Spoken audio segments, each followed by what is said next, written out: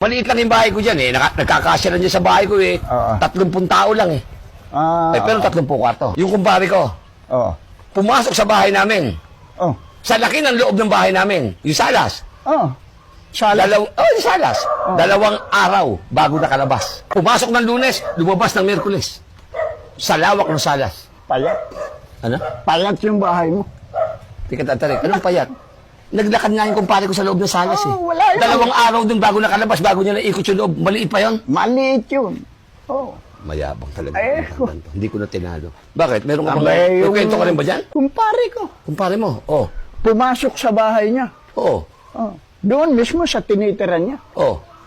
1965. Oh. Lumabas na? Hindi pa. Bakit? Sa 1 taong palalabas yun. Sa 2021 pa? Oo. Ang tagal naman. Ba't ano ba yung bahay niya? Muntinlupa.